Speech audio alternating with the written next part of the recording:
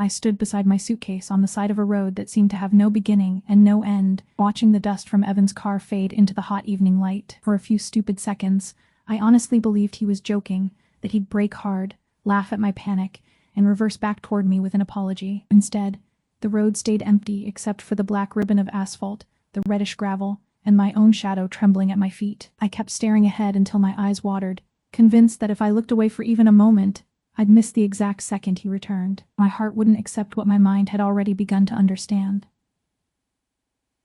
Evan had left me here.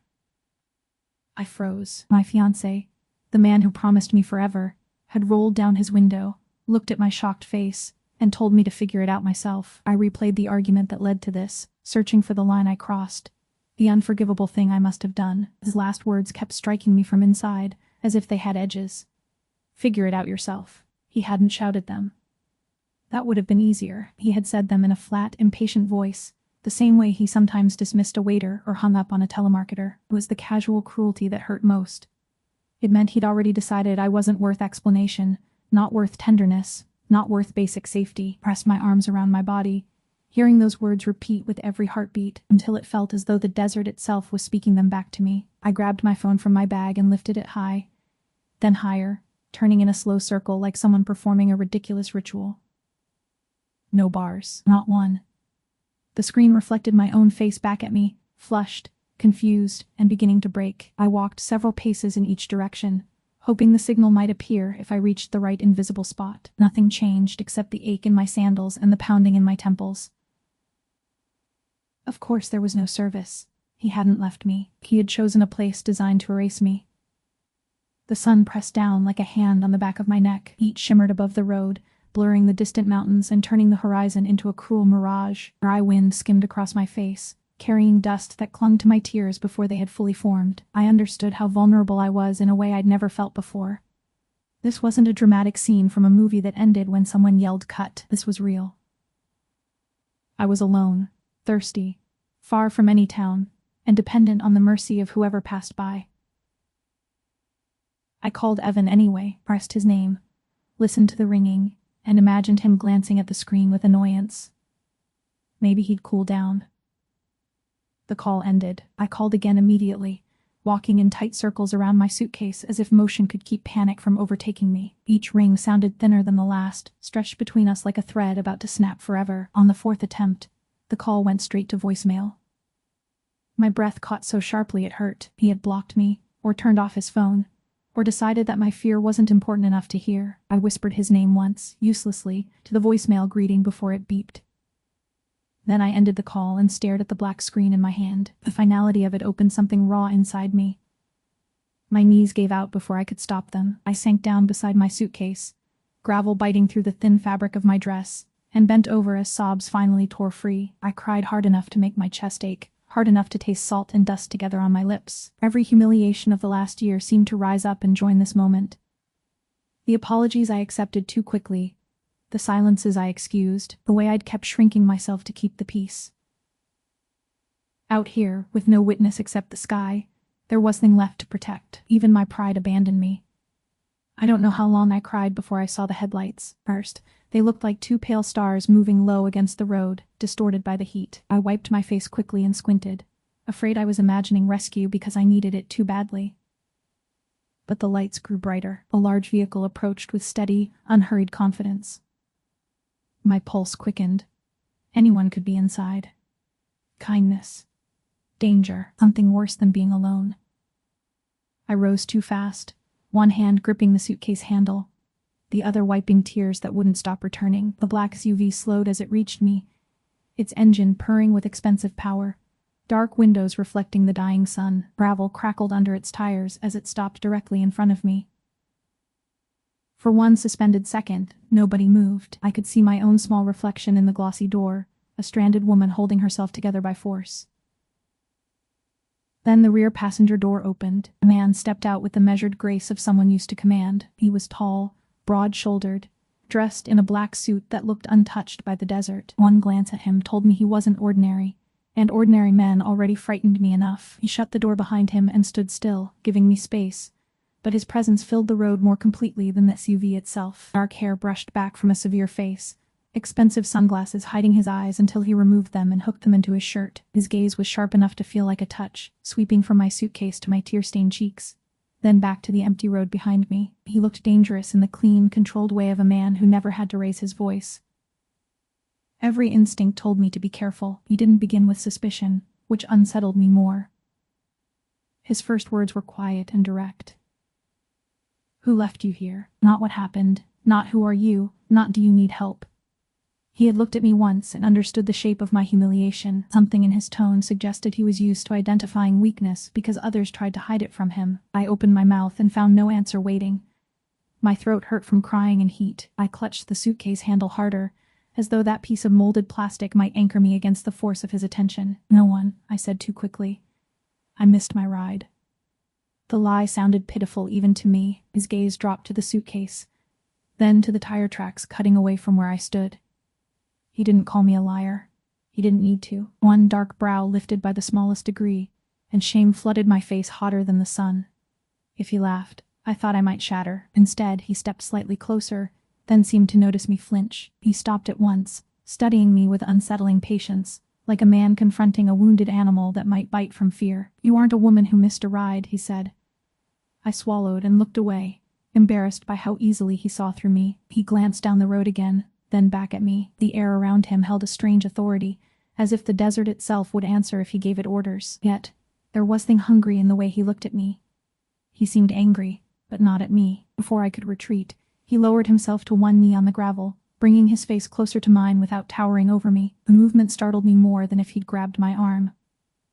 Men like him, I thought, didn't kneel for anyone. "Are you hurt?" he asked, voice even softer now. The question broke something fragile inside me, because it was the first gentle thing anyone had offered since Evan drove away. I shook my head, then hesitated. "Only a little," I whispered, meaning my scraped palms, my dehydration, my whole cracked heart. His expression sharpened with concern he didn't try to hide. "Do not come closer," I blurted, panic flaring too fast for gratitude to control it. I hated the tremor in my voice, hated how wild I must have looked. But the memory of abandonment had turned every unknown man into a threat. For a second I expected offense, perhaps anger. Instead, he raised both hands in immediate surrender and leaned back, giving me room. "All right," he said. "I'll stay here." Powerful men usually took fear personally, as if another person's terror insulted them. He respected mine without question, and that unexpected restraint unsettled me more deeply than force would have. A hot gust of wind caught my hair and blew dust against my face. He glanced up at the sun, then shrugged out of his suit coat with deliberate slowness so I could see each movement. He placed it on the ground between us rather than trying to drape it over me. "For the heat," he said. "Use it or not." Again, he left the choice with me. The coat looked absurdly expensive, lined in silk, carrying the clean scent of cedar and something darker. I hesitated before lifting it and settling it over my shoulders like armor borrowed from a stranger I still feared. Only after I'd accepted the coat did he ask the question that mattered. "Do you want me to take you somewhere safe?" His tone held no pressure, but the word safe struck me painfully. I'd spent so long trying to make myself safe for Evan's moods that I hardly knew what actual safety felt like. My eyes drifted to the SUV, then back to the empty road disappearing behind me. Everything in my life, until this moment, warned me against stepping into a powerful stranger's car. Everything in the landscape around me warned me against staying. I hated that survival had become a choice between instincts I could no longer trust. "No," I said first, because refusing felt like the only control I'd left. He nodded once, as though my answer mattered, and rose smoothly to his feet. He didn't argue. He turned toward the SUV and spoke to the driver through the open front window in a language I didn't know, his voice low and clipped. Then he leaned against the hood with patient stillness, folding his arms. "We will wait," he said after a moment. "Until you decide." The certainty that he truly meant it rattled me. His silence felt like permission. Minutes stretched.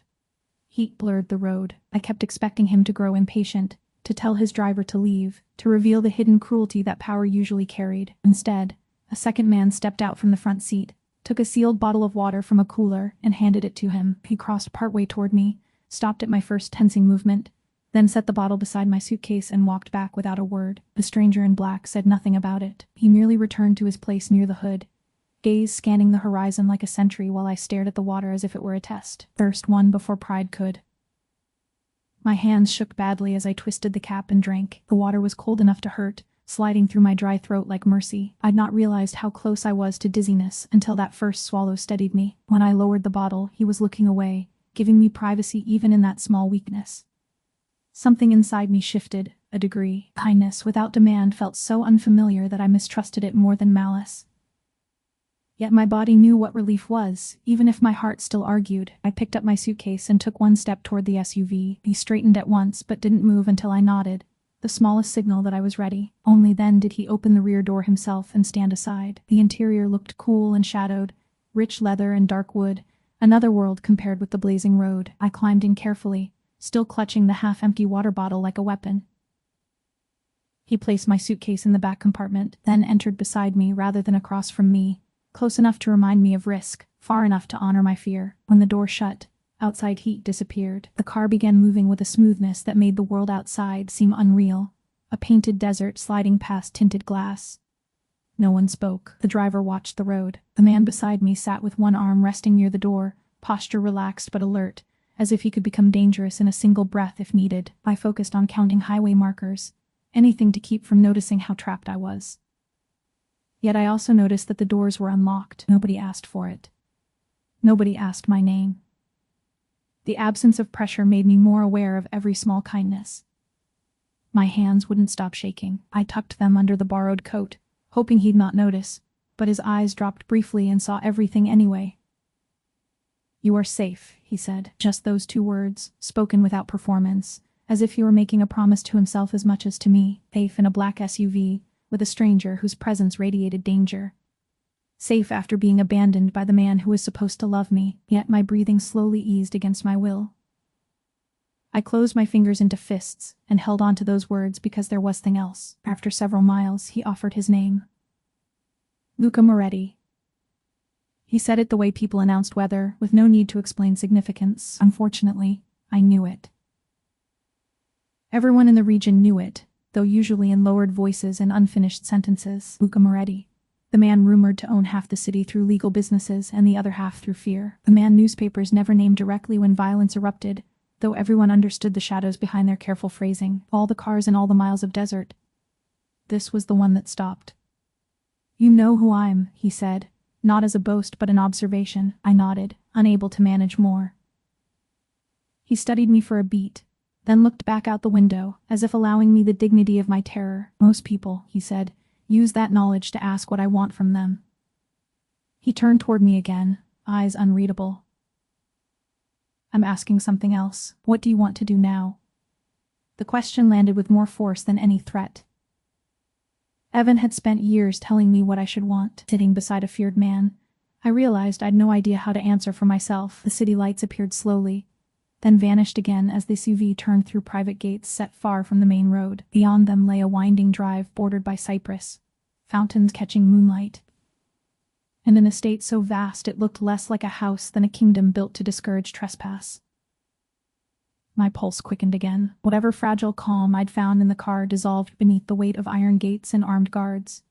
This was entry into the center of his world. I wondered if people vanished inside places like this, and nobody dared ask where they went. Men posted near the front entrance straightened as the SUV stopped beneath a stone portico. Their eyes moved from Luca to me with undisguised confusion.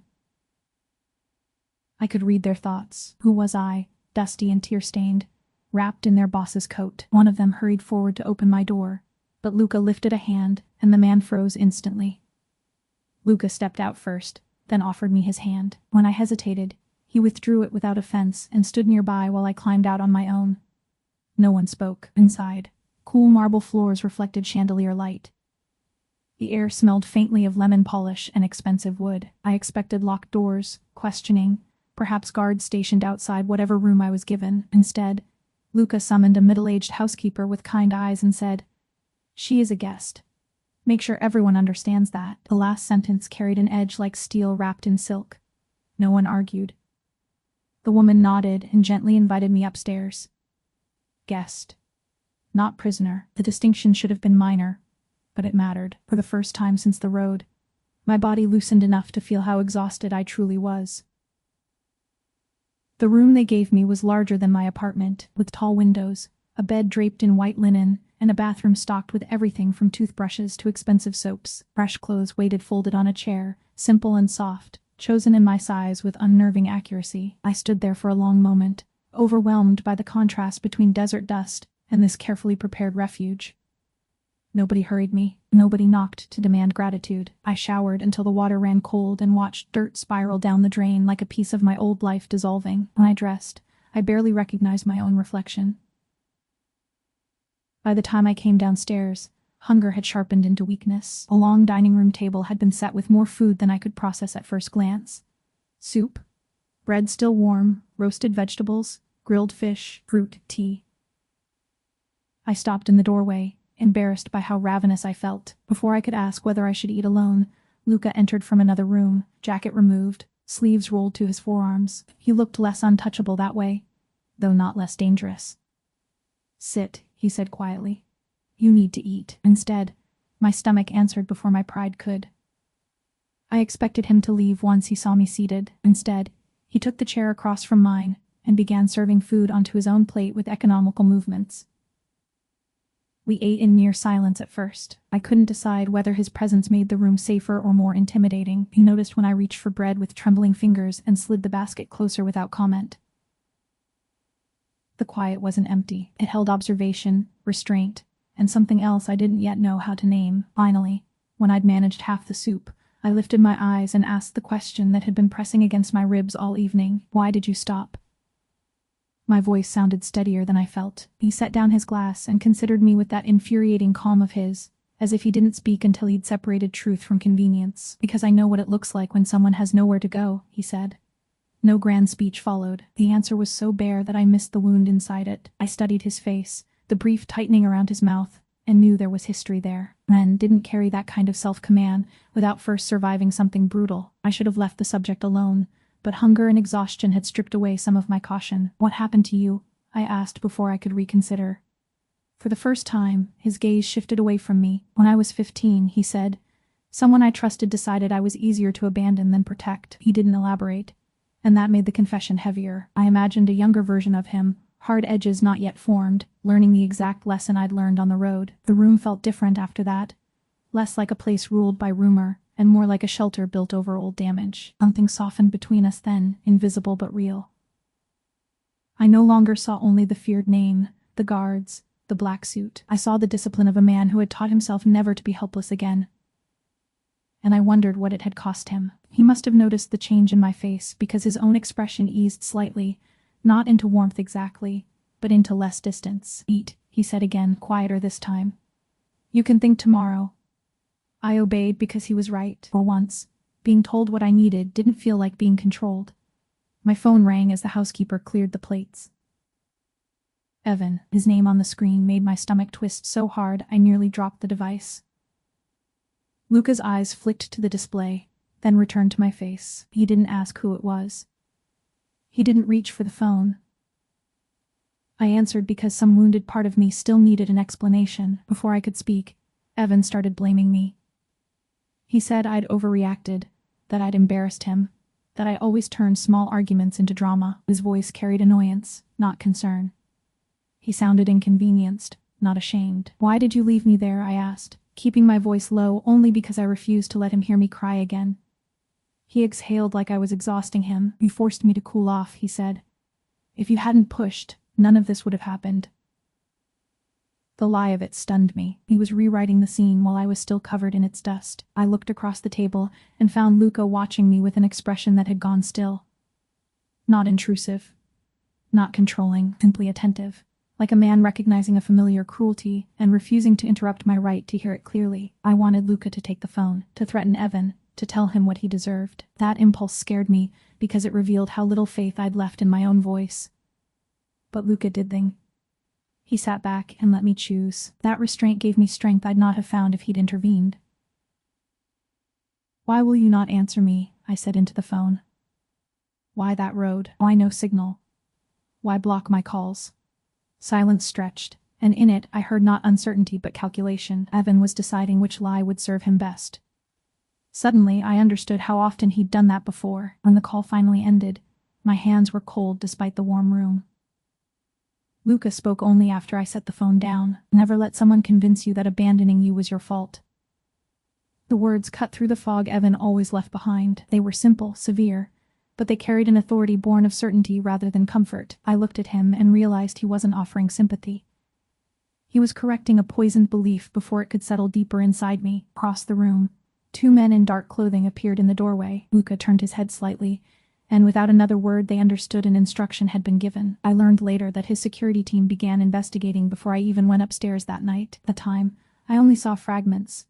Quiet conversations in hallways, phones passed from one hand to another, names murmured too low to catch. The estate seemed to move on invisible rails whenever Luca decided something mattered. By morning, the atmosphere had changed. Men nodded to him with sharper focus. One of them, silver-haired and watchful, delivered a folder at breakfast. Luca opened it while I pretended not to notice.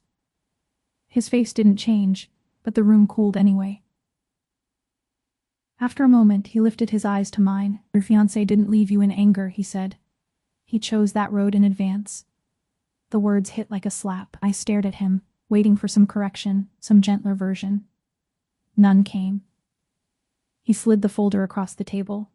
Inside were maps, call records, photographs of Evan meeting a woman I recognized vaguely from business events, and financial documents I barely understood. Luca explained them with brutal clarity.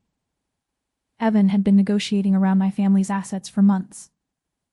Marrying me gave him access. Removing me gave him freedom to finalize another arrangement. He hadn't lost control on that road. He had acted on a plan. The realization hollowed me out. All the remaining structure of my engagement collapsed at once, leaving raw emptiness behind. I covered my mouth with one hand and felt tears rise again. Not from heartbreak now, but from humiliation so deep it made breathing difficult. How could I have missed this? The warning signs, the secret calls, the sudden interest in legal paperwork, the subtle questions about inheritance. I'd mistaken manipulation for stress, impatience for pressure, distance for ambition. Luca didn't rush toward me, didn't offer useless denials. He remained there, present and steady, while I broke apart over the breakfast table like glass, finally admitting the fracture had always existed. "I should have known," I whispered. The words came from shame older than Evan, from every time I'd been taught to blame my own softness for somebody else's cruelty. Luca closed the folder and set it aside. "No," he said. "Betrayal is the betrayer's choice, not the victim's failure." His voice was calm, but something fierce moved under it. He wasn't merely disagreeing with me. He was refusing the premise entirely. I looked up through blurred eyes and saw that he meant every word. In that moment, belief in him arrived before belief in myself. A bridge I crossed because I'd nowhere else to stand. After that, he did something even stranger than rescuing me. He gave me space. No interrogation. No insistence that I process my feelings on his schedule. No hovering concern disguised as care. The housekeeper showed me the gardens, the library, the terrace overlooking distant hills. Guards remained present, but unobtrusive, like shadows trained never to cross a line. Luca disappeared into meetings for most of the afternoon, and I was grateful. The truth about Evan needed room to settle. I walked among rose hedges and stone paths, trying to understand how I'd gone from abandoned fiancé to protected guest of the most feared man I'd ever heard of. Late that night, unable to sleep, I wandered the upstairs corridor and noticed light beneath a half-open door. Voices were absent. Curiosity and a strange concern pulled me closer. Inside, Luca sat alone at a vast desk, jacket discarded, tie loosened, one hand pressed against his brow as if even powerful men could grow tired of carrying themselves. Papers lay spread before him, but he wasn't reading them. He looked up at once when he sensed me, alertness replacing weariness so quickly it was frightening. Then he saw it was me, and the guardedness softened. "You should be asleep," he said. "I could say the same to you," I answered. The attempt at lightness surprised us both. Briefly he smiled. Almost. Instead he gestured toward a chair across from him. I entered only after he nodded, noticing shelves of leather-bound books, a decanter untouched, city maps pinned with discreet markers. This was the mind of his empire, and yet the room felt less grand than lonely. I perched at the edge of the chair and studied him. In the calmer light, I saw faint scars near his knuckles, exhaustion at the corners of his eyes, and the disciplined stillness of someone unused to being witnessed kindly. "You said you don't normally save people," I murmured. "Why me?" The question had lived in me all day. He leaned back, considering his answer longer than politeness required. Because I don't usually stop, he said at last. But when I saw you on that road, with your suitcase and that look on your face, I remembered exactly what it feels like to realize nobody is coming back. His honesty struck harder than reassurance would have. He wasn't claiming destiny or instant attachment. He was admitting recognition. I saw the moment again through his eyes and understood that he'd stopped for a wound he knew by shape. I should have been afraid of what that intimacy implied. Instead, warmth spread through me, unexpected and undeniable, somewhere between the road and this quiet office. Luca had ceased to feel like a threat waiting to reveal itself. He had become something far more unsettling. A place my heart wanted to rest. I noticed the hard line of his mouth, the care in his restraint, the loneliness behind his discipline, and felt my fear changing substance. It didn't vanish. It transformed into awareness, attraction edged with caution. I lowered my eyes because he was too perceptive not to notice what moved across my face. As if to restore a safer distance, he pressed a button on the desk. A guard appeared instantly in the doorway. "No one enters her rooms without my permission," Luca said, gaze never leaving mine. "No one approaches her without clearing it with me first." The guard nodded and disappeared. The order should have felt possessive. Instead, in the wake of everything Evan had done, it felt like a wall raised against chaos. Luca seemed to sense my conflicted reaction because he added, "You aren't under my control.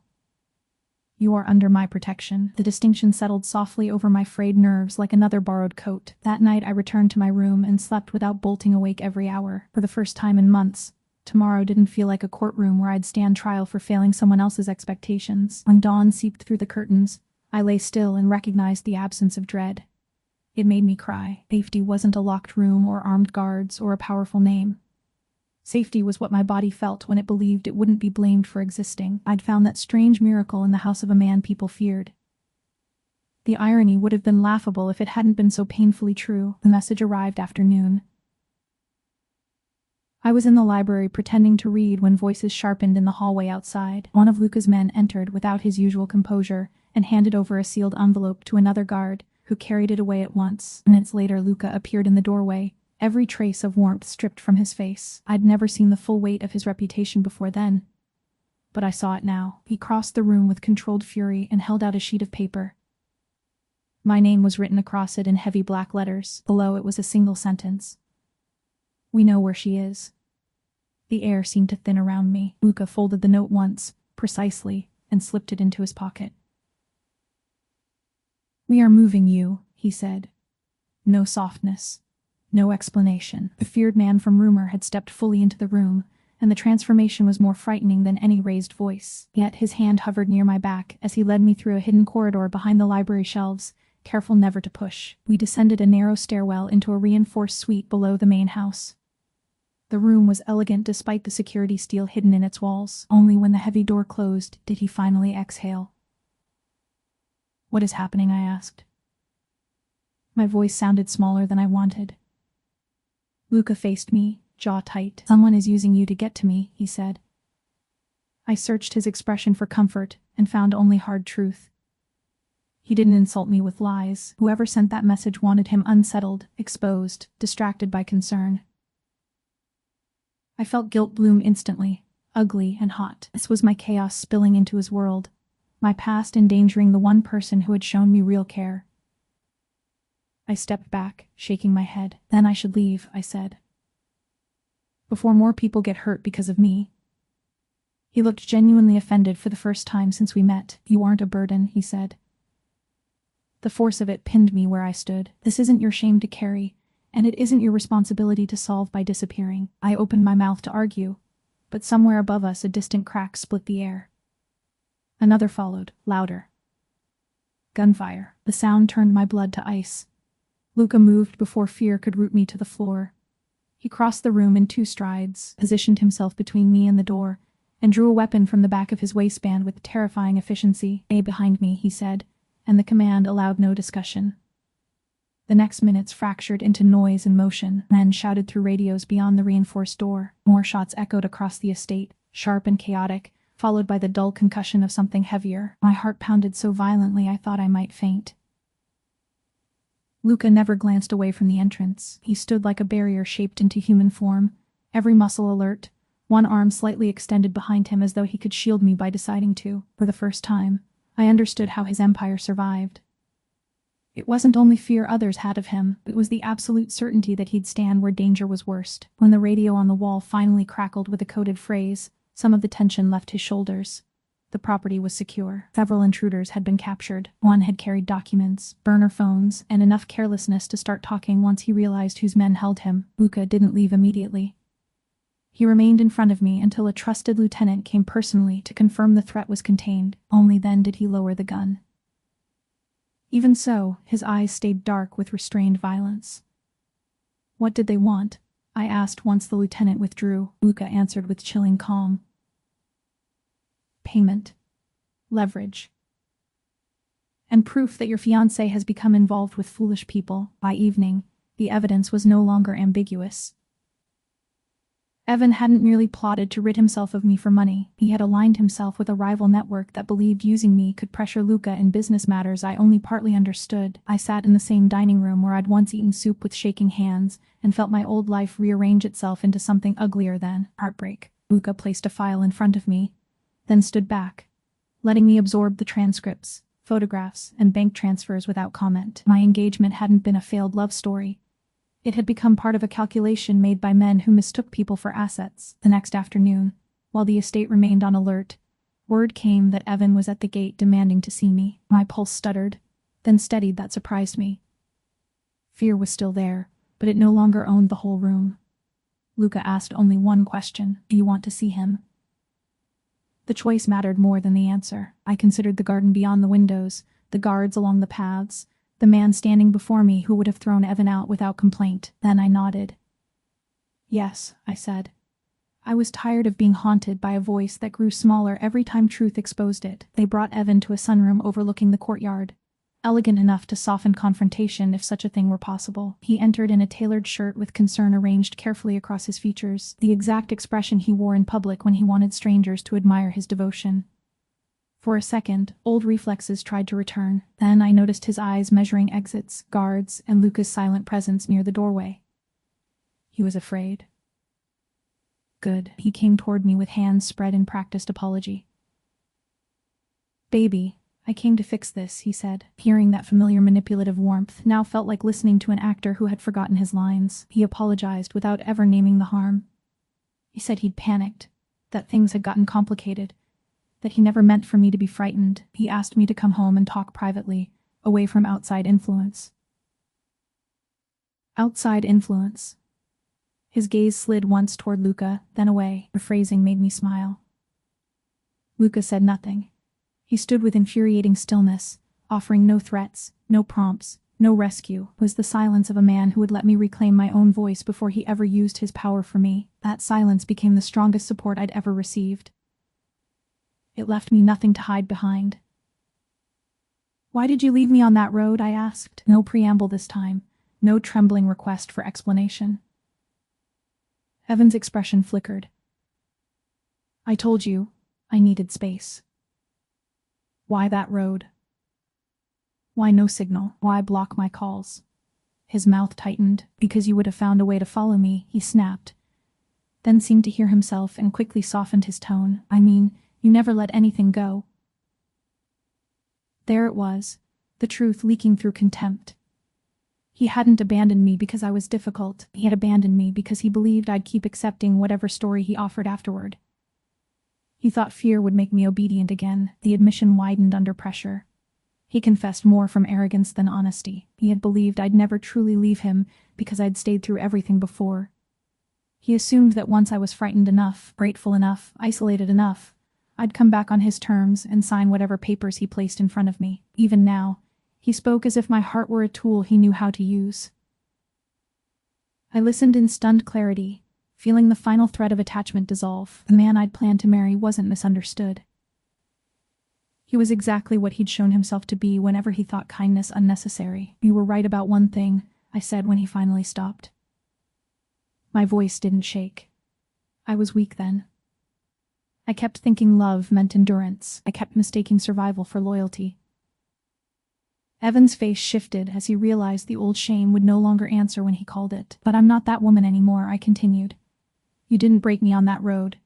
You showed me exactly who you're And for once I believed what I saw. The words tasted like clean air after smoke. Across the room, Luca remained silent, but something in his expression eased, as if witnessing this mattered to him more than victory. I turned away from Evan and looked at Luca fully, without fear hiding inside the gesture. In the beginning, I'd seen only danger in him. The suit, the reputation, the force that made everyone else step carefully. Now I saw the man who stopped his car, offered his coat without touching me, let me choose every step, and stood between me and bullets without asking what I could give in return. The comparison was unfair only because it was so complete. One man had used love as leverage. The other had used power as shelter. I knew then which one had treated me as human. Evan followed my gaze and his desperation sharpened into anger. He accused Luca of manipulating me, of filling my head with stories, of turning me against the man who actually loved me. It might once have worked, that blend of grievance and wounded entitlement. Now it sounded childish, pathetic. Luca finally spoke, voice quiet enough to require attention. She is free to leave whenever she wants. He looked only at me. If you choose to go, no one here will stop you. The words were a test, perhaps, but not a cruel one. They placed my future back where it belonged, in my own hands. I crossed the room slowly, aware of Evan watching, aware of guards near the doors, aware of my own pulse beating not with panic now but certainty. Luca didn't reach for me. He waited. That restraint undid me more than any declaration could have. I stopped before him and lifted my hand. After the briefest pause, he placed his palm against mine, warm and steady, letting me decide the contact as I'd decided everything since the road. I'm staying, I said, turning enough for Evan to hear. Not because you rescued me, but because you became the first man who made me feel chosen, Evan shouted then, some final accusation swallowed by guards moving efficiently to remove him. I barely heard it. My world had narrowed to the hand holding mine, and the profound stillness spreading through my chest. Luca looked at me as if he was reading a language he'd not expected to see written for him. There was no triumph in his face, only astonishment and care held tightly in check. When the room emptied, he lifted our joined hands slightly, giving me time to pull away if emotion had mistaken itself for truth. I didn't. Instead, I stepped closer, and his exhale sounded like relief. The months that followed didn't turn him into a saint or me into a fairy tale heroine. They turned us into something harder won and more honest. I learned the rhythms of the estate, the names of guards who secretly loved terrible coffee, the quiet intelligence of the housekeeper who knew every emotional shift before I did. Luca taught me how to read contracts, how to ask questions until answers stopped hiding, how to recognize when fear was useful, and when it was merely inherited. In return, I taught him how to rest without apology, how to laugh without suspicion, how to leave lights on in rooms he planned to return to. He never tried to own the parts of me he'd helped restore. If anything, he guarded them more carefully than I did at first. When legal battles over my family's assets began, he stood beside me in strategy meetings but let my voice lead. When nightmares woke me, he stayed until my breathing steadied, then asked nothing of my vulnerability except honesty. He remained dangerous to everyone who meant harm. That never changed. But I learned that danger and cruelty were not the same thing. The world had taught me to confuse gentleness with goodness and strength with threat. Luca rewrote both equations by living their opposite every day. I grew stronger in ways no one watching from outside could have measured. Strength was no longer enduring mistreatment without complaint, was saying no before resentment turned into self-betrayal, was reading the fine print, trusting unease, leaving rooms where affection demanded silence as payment. Sometimes Luca would find me on the terrace at dusk, thinking too long about the woman I'd been. He never told me to forget her. He would stand beside me and say, "She got you here. Honor her, then keep walking." It was a strange kind of tenderness, one that asked for courage instead of dependency, and I loved him for it. When spring softened into summer, the legal case ended in my favor. The rival network that had entangled itself with Evan fractured under investigations, debts, and Luca's quiet refusal to forgive strategic stupidity. Evan disappeared from my life the way he should have vanished from my heart months earlier, stripped of access, leverage, and illusion. I expected triumph to feel louder. Instead, it arrived as peace. I signed the final document, set down the pen, and realized my hands were not shaking. Luca noticed before anyone else. He brushed his thumb over my knuckles beneath the table, private acknowledgement that made the crowded conference room disappear for one breathtaking second. We didn't speak of love grandly at first. Our relationship had been built from watchfulness, respect, and truths dragged into daylight one by one.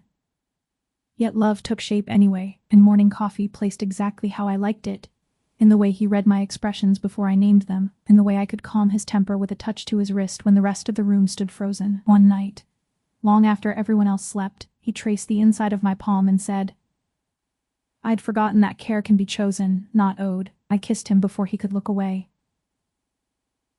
By autumn, there were fewer guards outside my door, and more evenings spent beyond the estate walls. He took me to hidden restaurants, private galleries, stretches of coastline, where even Luca Moretti seemed anonymous under moonlight. People still feared him, and perhaps they had reasons I'd never fully know. I didn't ask for innocence he couldn't honestly claim. What mattered was the integrity with which he treated the people inside his circle, and the uncompromising fury he reserved for those who preyed on the vulnerable, or a woman rebuilt from abandonment. That consistency felt holier than a spotless reputation ever could. Sometimes I wondered what my life would have been if his car hadn't appeared that night. The thought no longer sent me into panic, it reminded me of scale. Entire futures can hinge on moments so small they pass unseen. A decision to stop. A bottle of water set beside a stranger, a powerful man kneeling in gravel to ask if I was hurt. The old version of me would have called it fate and left it there. The newer, steadier version understood that love begins in action long before it earns a name. Luca hadn't saved me because he wanted something beautiful. He stopped because he recognized suffering and refused to drive past it. Near the anniversary of that night, he asked if I'd come somewhere with him. We drove in a smaller car, no convoy, no ceremony, the two of us with late afternoon sun spilling gold across the dashboard. As the landscape flattened into dry open miles, recognition stirred. The deserted road appeared ahead, unchanged. My breath caught, but not from fear alone. He parked at the shoulder and turned off the engine.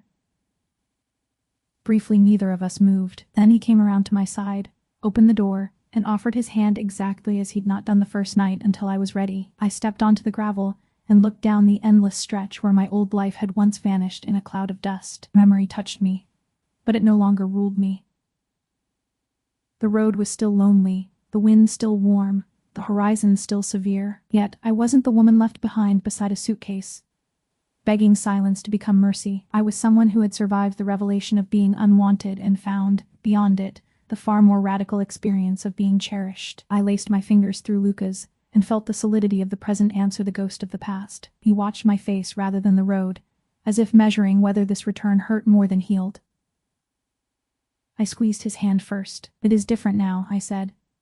He nodded, understanding without requiring explanation. We stood there while the sun dipped lower, painting the asphalt copper. At last he drew me gently closer, his voice quiet enough that the wind nearly claimed it. That night, I thought I was stopping my car for a stranger. He touched his forehead to mine, and the hardness the world feared in him dissolved completely. I didn't know I was stopping for the woman who would become my whole world. I laughed through sudden tears because the words were impossibly tender coming from a man whose name once frightened me. Then I kissed him there on the side of the same road where everything had ended and begun. The desert witnessed both versions of my life, the one where I mistook abandonment for proof of my unworthiness, and the one where I finally understood love as presence, choice, and shelter. When we pulled apart, twilight had softened the world to violet and gold. Luca brushed a tear from my cheek with reverent care. "Come home," he murmured. This time, the words sounded exactly like forever.